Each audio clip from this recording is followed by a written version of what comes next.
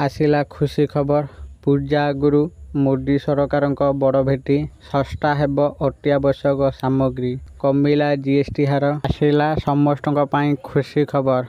चलतु आज आम जानिबा केउ केउ सामग्री उपरे जीएसटी हार कमी। चलतु आज आम जानिबा एई वीडियो माध्यम रे। तेणु वीडियो को आरंभ करने पूर्व आपण समस्त को अनुरोध जो माने चैनल को सब्सक्राइब करना एबे ही आपण माने चैनल को सब्सक्राइब कर दियंतु। चलतु देरी न करिके वीडियो को आरंभ करबा। जीएसटी परिषदर 56तम बैठक में आज बहुत बड़ निष्पत्ति निया जायछि। केंद्र अर्थ मंत्री निर्मला सीतारमण अध्यक्षतार अनुष्ठित एही बैठक में जीएसटी स्लैब को ह्रास करी केवल 2टी करा जायछि। एबे सारा देश में केवल 5 और 18% स्लैब लागू होबो। 12 और 28% स्लैब को बंद करिसेंति केंद्र सरकार। एही नूतन स्लैब आसंता 22 तारिख रु लागू हेबो। विशेष करी शौखीन और तंबाकू जात सामग्री उपरे 40% स्लैब लागू होइथिबा बेले सस्ता हेबो अत्यावश्यक सामग्री। बैठक पर अर्थमंत्री निर्मला सीतारमण कहिसेंति साधारण लोकों को ध्यान रे रखी एही संस्कार करा जायछि।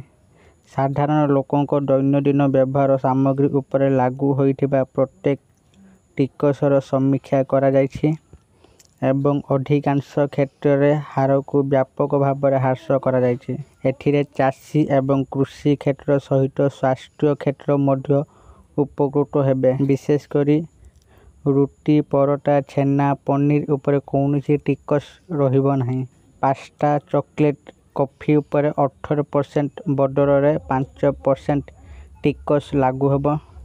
एयर कंडीशनर टीवी छोट कार एवं मोटरसाइकेल उपरे 18% टिकस लागू हेबो।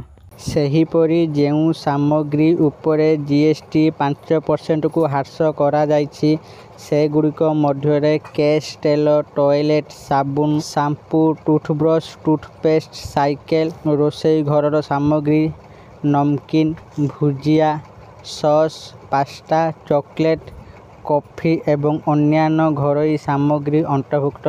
मंत्री निर्मला सीतारमण कहिसेंति मध्यम आकार एवं बड़ कार 350 सीसी अधिक इंजिन क्षमतार मोटरसाइकेल व्यक्तिगत व्यवहार पाई विमान हेलिकॉप्टर रे 40% टिकस लागिबो। केंद्र अर्थमंत्री निर्मला सीतारमण कहिसेंति एक स्वतंत्र हार अछि जहा 40%। प्राय समस्त सामग्री 18% रु 5% मध्य रहिछि। गोटिए स्वतंत्र हार अछि जहा पान मसला सिगारेट गुटुका एवं अन्यान्य तंबाकू उत्पाद जेपरिक जर्दा एवं बीड़ी पाई लागू हेबो।